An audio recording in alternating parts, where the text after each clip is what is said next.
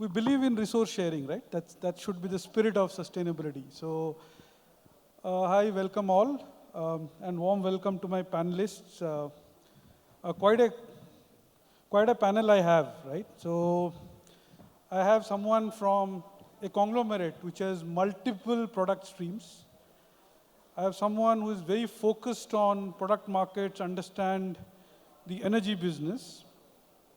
I have a consultant, I think two of us. And I also have someone who provides responsible luxury, right? So therefore, welcome all. I think most important thing, this is an entrepreneurship conference. So is there money in sustainability, right? Let's fundamentally ask, is there money in sustainability which should interest the audience here? And I think let's get the answer from our panelists.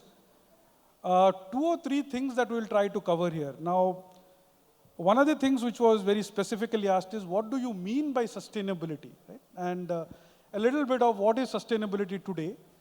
It's about all elements of environment, which would be typically how are you sourcing your energy, how are you sourcing your water, how are you utilizing any resources that you are driving from, biodiversity. These are all the aspects of environment. Now the second aspect is all around social, which means how do you deal with your employees, how do you deal with your suppliers, and how do you engage with your communities when you are operating your business, which is both your operations and supply chain, right? And the third and most aspect, on both of these, you can only be successful if there is a very robust governance framework in place, right? So that's what we mean when we say sustainability.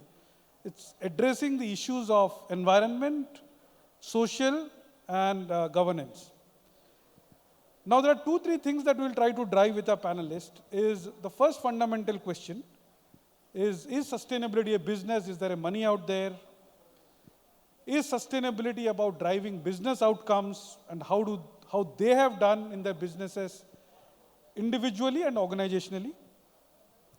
Third is all around trust. There's a lot of information which will be put up for public consumption, and we need to understand whether there is enough trust in that information by stakeholders. And the last element is, can this be an area where India provides operating models to the global companies, right?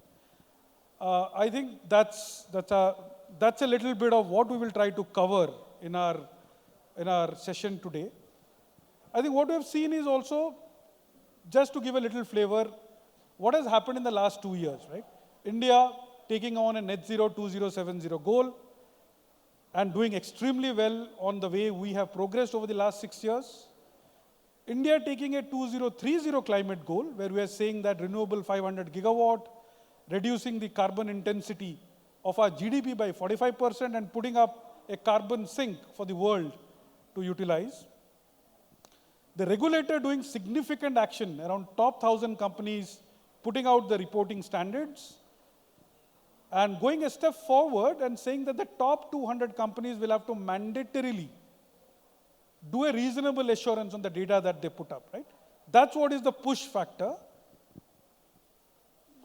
Surveys after surveys that we have done says that about 75% of customers are saying that I'm ready to change my product or invest in a product should I get information about a company which is about sustainability practices. So be it on the push side, which is policy regulatory, or on the pull side, which is around customers, we see a significant traction of sustainability becoming the new norm, right? And with that little prelude, let me put the first question to Nitin, who comes from Havells India, on what has been his organization journey and his personal journey around sustainability. Over to you, Nitin. Yeah, thanks for setting the context.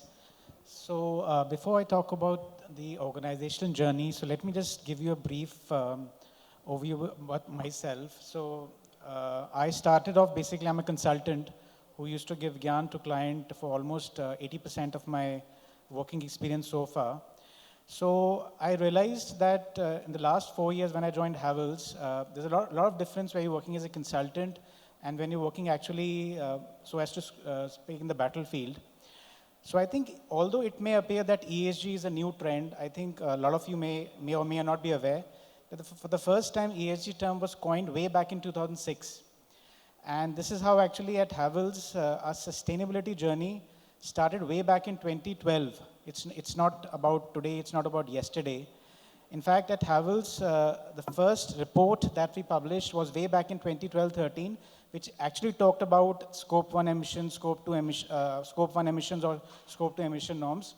So Havells was always very serious in terms of the difference it wants to make to the environment, and that is the reason why we hear these days about a chief sustainability officer. There are different verticals responsible for carrying out ESG activities. Havells had set up a sustainability department almost a decade back. And in almost 2015, we had laid the foundation for a first solar plant at one of our plants, locations. And now we have almost 30% of our energy emissions need met to solar plants. And we have aggressive plans to actually double it to 100% in the next 3-4 financial years. In fact, recently, we just wanted to see, I think one important thing is what gets measured gets managed. So we wanted to measure what impact actually we have given internally and to the society in the last 10 years. And actually, there were some important results which came out. So Havells has actually reduced almost 60% of its greenhouse gas emissions and energy intensity as compared to 2012-13. We have planted almost 2 million trees, and still we wanted to get it measured.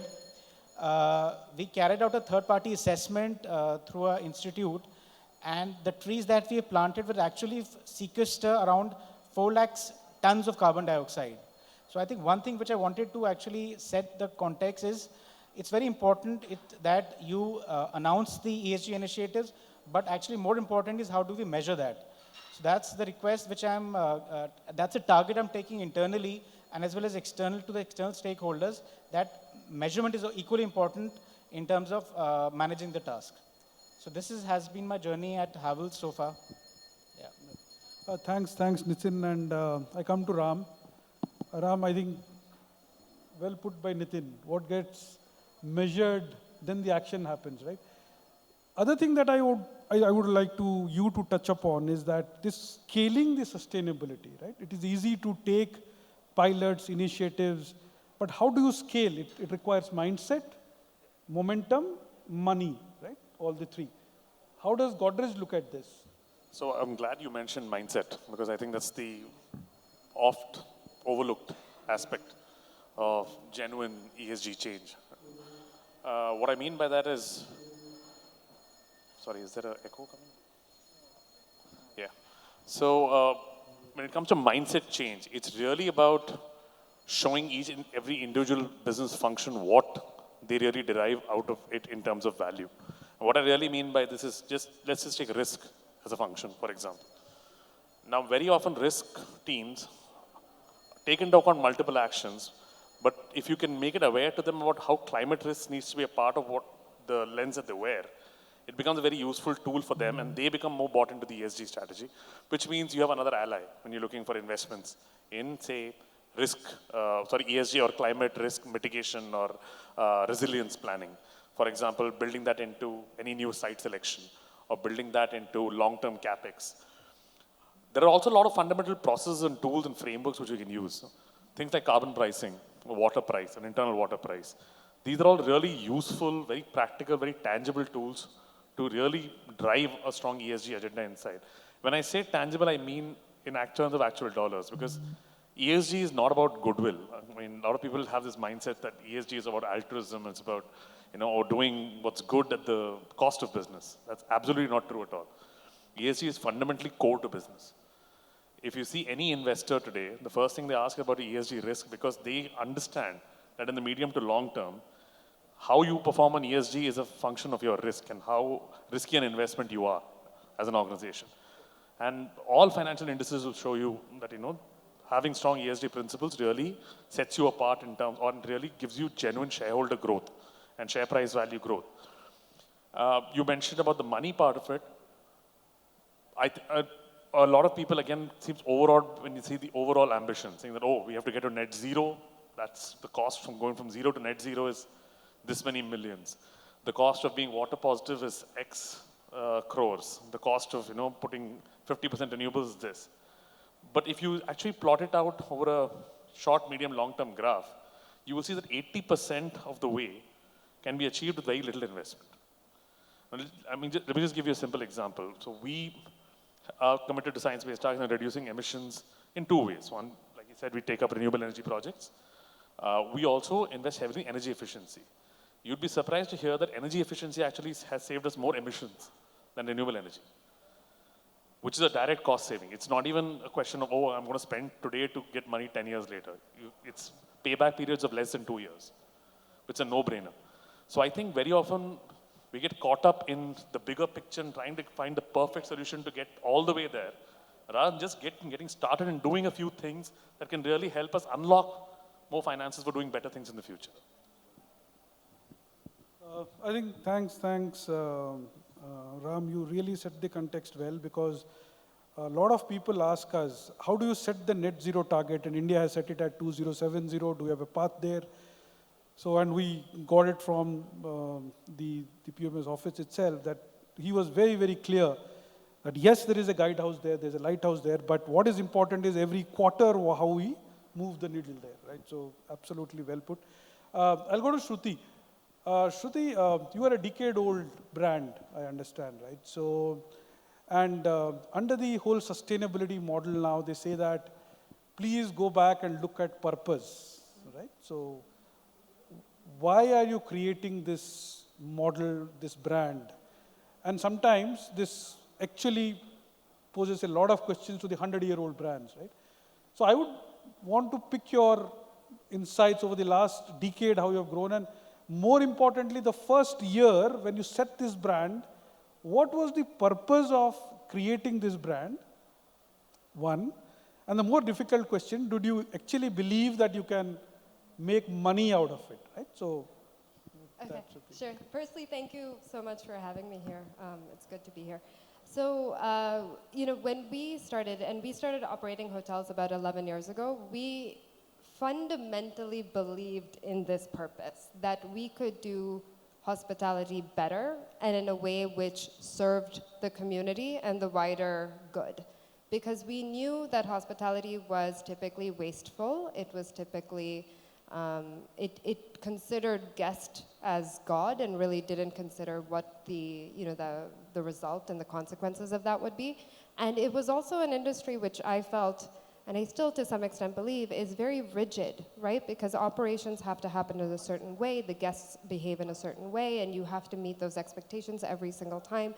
And therefore, the way things were done were unquestioned at the time. And we really sincerely felt that that was not the case in the new sort of population, the growing modern population, the upper middle class that was growing, and all of these things that were being said of India at that time. And so that's what we catered to, and I think we were proven right over time, right? All of these studies are saying that people care about your sustainability and the purpose that you live by. And so we genuinely believed that we could do this better. And over time, we have truly, I think, made an impact. We've made our voice heard. We've also shown the pudding, in a sense, right? When it comes to taking measurements, we do that.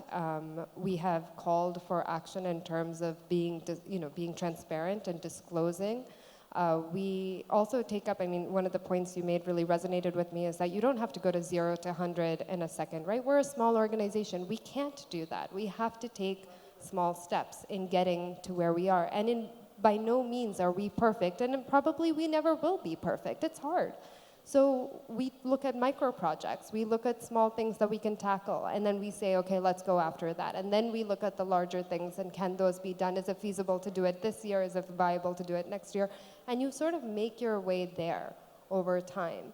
And I think it has proven to be successful. We have a very good, loyal customer base, but also I think we have tried to spread that ethos amongst the industry, share what we know to say, hey, listen, you can be more efficient, and it will save you money.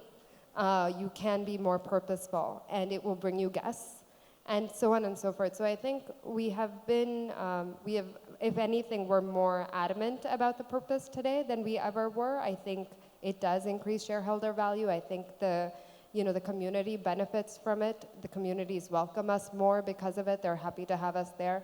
And that makes everything easier, really, in the business that we're in. No, thanks, Shruti. I think you brought in this whole aspect of people, planet, right? I think both of them can be sustainable and you can still make money and a great brand to it.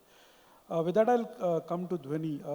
Dhwani, I think the whole new build with the kind of ambition India has, we will double our infrastructure in the next 30 years, right? Which means it's a kind of massive new build which will happen in India. And new build, when I say it, is all about the hard to abate sectors, be it cement, the steel, the iron, what we will invest. And you have been in a consulting and that too, strength has been on the real estate and how you operate your new builds, how you make even the old builds greener. So what has been your experience? Is it still a lip service? That's one, of clients, whether they actually put money there is one. And second, I think it is resonating, another point which is coming is a transition, right? Everybody understands that it's a marathon, but it's important to bite every kilometer, right? So 42 kilometers will come, but let's do what is in the next kilometer. So do people understand this whole play around transition and how are they planning for it? Are they raising resources, awareness, mindset? I think some of that as you engage with your clients. Sure. Thank you. Good afternoon. I'm glad to see the cozy audience that we have here, and it in a way makes me happy that everyone here is focused and is here because genuinely interested in ESG. So I'm Dhwani. I'll just take a little step back and talk a little about where I come from. I'm an architect. I'm an urban planner. I head the ESG and sustainability consultancy for CBRE. CBRE is the world's largest commercial real estate services and investment firm. Let me take a few more steps back. While we talk about ESG as a very large abbreviation, why is it so important? And let's talk of an extreme, and it is just something impromptu that came off, here right now. We think of Antarctica and we think of polar bears and seals. Let's take a wild guess at what was the highest temperature recorded in Antarctica in 2020. If there's anyone who'd like to make a wild guess, and let's make this more participative. We are a small group, and we don't have to be the panel here and audience there. Let's talk about it. Why ESG? Why is it so important? And why do we think as entrepreneurs there is business around ESG that's important? What's the big cry and hue and cry about climate crisis? What do you think is the Antarctica's highest recorded temperature? Wild guess. We don't need mics. We are a small audience. Anyone? You mean degrees Celsius? 10? Yeah, no, we're not, having an auction here, really. But you were way off, but it's 18.3 degrees Celsius, which is warmer than, so I come from Mumbai, which is warmer than the winters in Mumbai. And this was quite unthought of, 150 billions of ice, which is similar to the rock mass of Mount Everest. If that doesn't make us uncomfortable in the seats, I'm not sure what. So that's really the context of ESG, the way I see it. And someone who's passionate sincerely about sustainability, that's really the problem we're trying to solve here. Of course, there's a lot of business around it. And of course, that's my bread and butter. And that's what we help clients implement. And all the regulations and subsidies and, all of these are added incentives. But what we really need to understand is why we are doing all of this and what's the bigger monster in the room that we are trying to really go after. Having said that, so coming back to your question, so as CBRE, we've consulted about 30 million square feet of portfolio for our clients. It's a derogatory way to put it, but in a way to say like a run rate, we do like 1 gold certificate a day for our clients. And in fact, as a green certified stock per se, there's 177% of jump of the buildings or occupied spaces that go for certification. So certifications become like a given. There are occupiers who would pay a premium or even go for a brown discount, if that's a way to put it, if a building is not certified. So certifications, become a passe, something which was a wave a decade ago is now a given. The more important point is, how does it fit into the entire ESG term? ESG, we need to address it more holistically. ESG, meaning environmental, social, and governance, and how every aspect of what we do needs to fit into there. So when you talk about new buildings, we are no longer talking about LEED, and we're no longer talking about IGBC and, measuring it in terms of silver, gold, platinum. We're talking about efficiencies. As compared to a conventional buildings, 20 to 30% of energy saving is an ask. It's not even a sell anymore, it's an ask. Our clients come with a demand of how will you make that happen?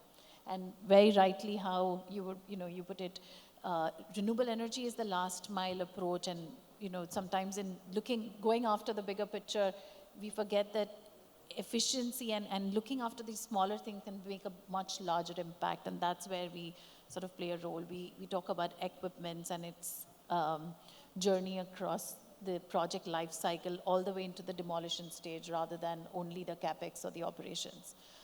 That's one part. The other part is also the social part, and because we've got entrepreneurs in here and outside this hall is where it makes it more relevant. We're talking about the Gen Zs. We're talking about the workforce, which is largely into the digital, commas, inverted commas. So when we talk about digital, we're talking about people who are going to work from home, people who are working from across the globe into the offices, and the expectations that they have, and I'm going to talk specifically of the real estate, they have of the offices. The entire reason of why they came to office has changed. They came to offices earlier because it was mandate, 9 to 5, you need to punch in, punch out, and be on your desk. No longer that's the ask of the organizations. They come to office because, one, there's better infrastructure to digitally connect with their other stakeholders. Second is the entire hospitality that comes out of the new office. If you see the new offices, it's more about how your coffee bar is and how your meet and greet spaces are.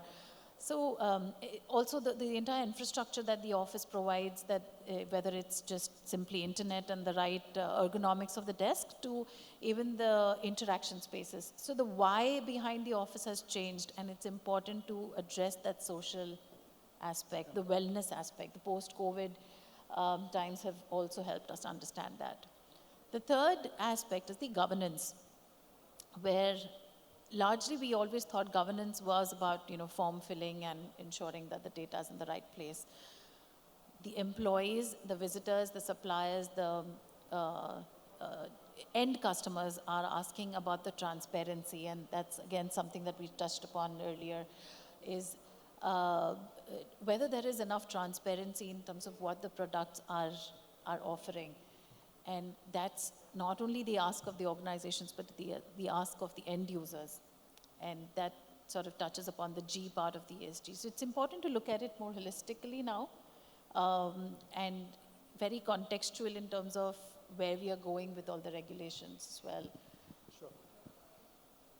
Thanks, Dhwani. And now that we have heard about the business outcomes, Nitin, I'll come back to you on the trust part, right? Because I think Dhwani rightly mentioned about the data and the transparency around the data.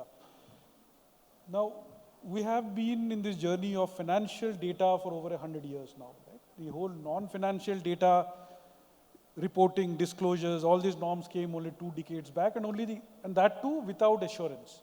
Now we are suddenly coming to that reasonable assurance.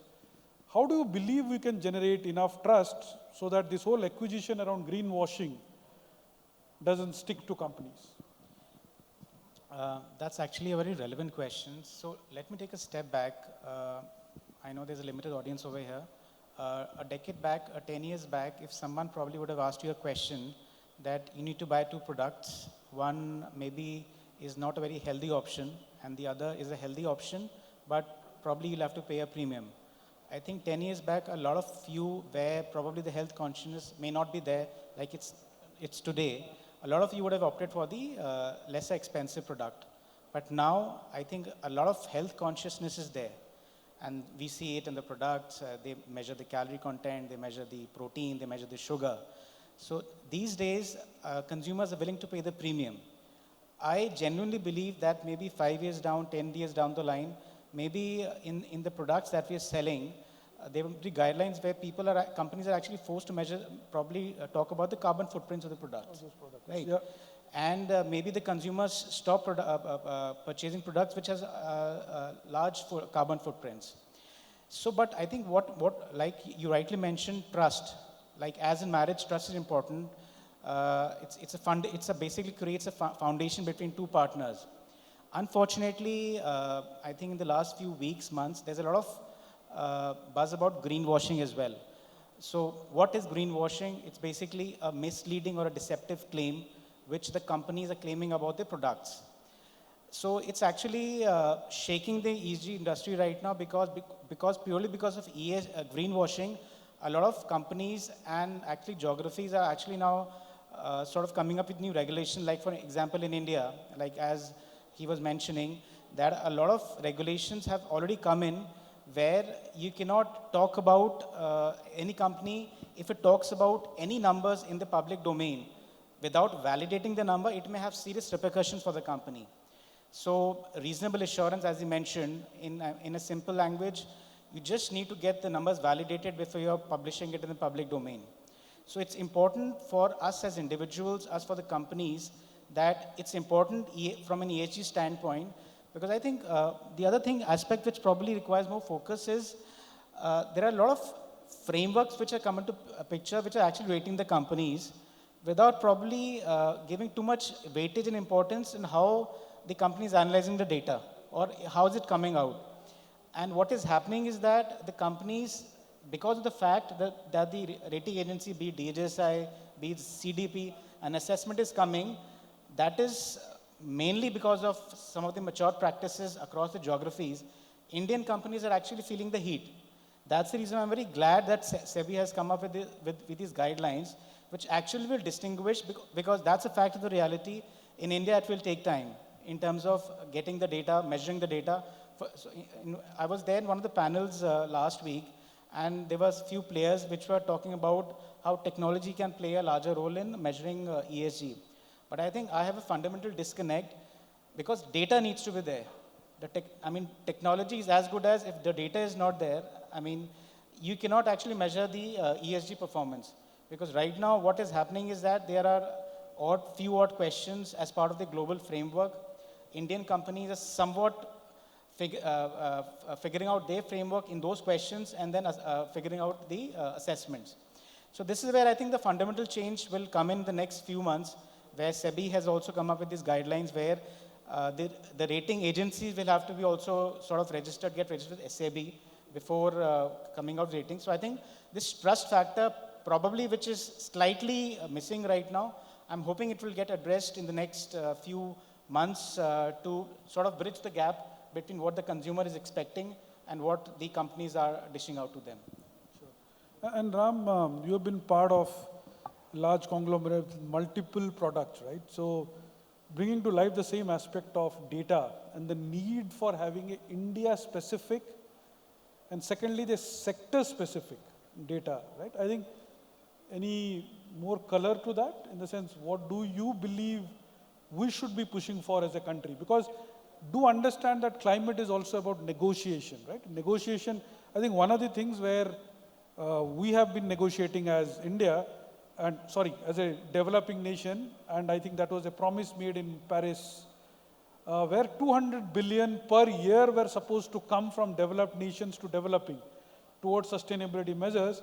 And after 6 years, ideally it should have been 1200 billion, it's actually 6 billion, which means that kind of transition finance is just not coming. So we need to also negotiate what are our stand and what's our data set and what's our sector play. It's very interesting you mentioned about the transition, because I wrote an article about this just about a few weeks ago on climate justice and how it's unequal.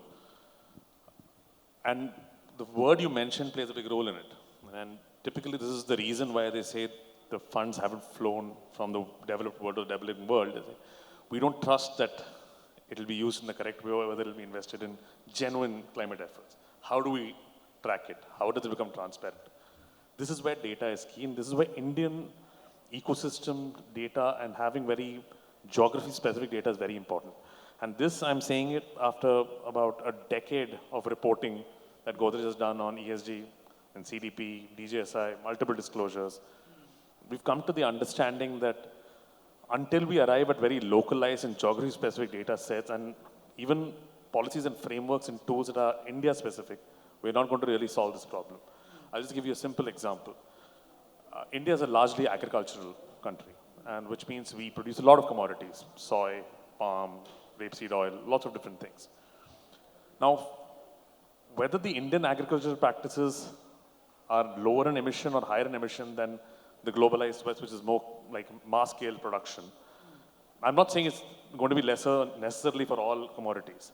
But from what we have seen, there is an opportunity for us to really showcase that we can grow things and we can create commodities that have a fundamentally lower environmental footprint. And I'm saying environmental footprint, not carbon alone. And that's one of the things we need to be very clear about. The life cycle of an entire, the LCA approach for all products and understanding the overall environmental footprint of any product is very critical in establishing data for it. And there is a massive, massive opportunity for the Indian government to really pitch India as a provider of sustainable commodities and sustainable raw material for the world. But we cannot do that till we have trust. And for trust, we need data which is verified, transparent, and disclosed without fear of recrimination. That's the first thing that needs to be done. Thanks, Ram, and I'll come to Shruti here again. I believe it's the most difficult one. So, about innovation, right? So now that we have heard about the business outcomes, why we should be going for sustainability, the data, but do you believe when you build this company and it's over the last 10 years, how has innovation driven you, right? Innovation, when I'm saying, because somewhere Indians are seen as someone who are, at scale we do certain things which are very mundane, but innovation, R&D, cutting edge, be it on technology, be it on other areas on services. I think that's one. And second is there an operating model that we can constitute, conceptualize, given that we have a very rich civilizational roots. When Dhwani said, I want to step back, I actually thought she will step back about 100 years and think about how our grandmothers, parents, I don't think anything gets wasted in our family. It is reused, recycled. The clothes are passed on from I still have some of my t-shirts of my dad passed on, and I plan to pass it on to my progeny. So I'm saying, anything that we can do around that, where we can be the provider of innovation to the network, where we can provide sustainability solutions, I think that's where the excitement comes.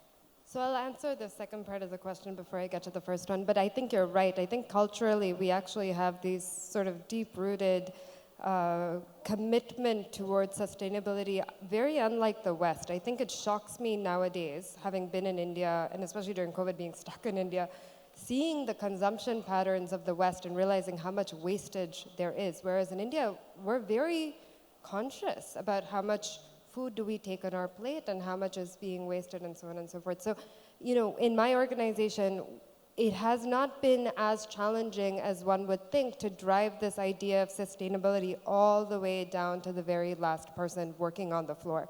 So my gardener, for instance, in any of my properties, will have a certain sense of what sustainability at Tamara means, right? Whether it is the idea that compost, wet waste from the kitchens is composted, created into fertilizer and put out there, whether it is, reusing water, recycling water, so on and so forth.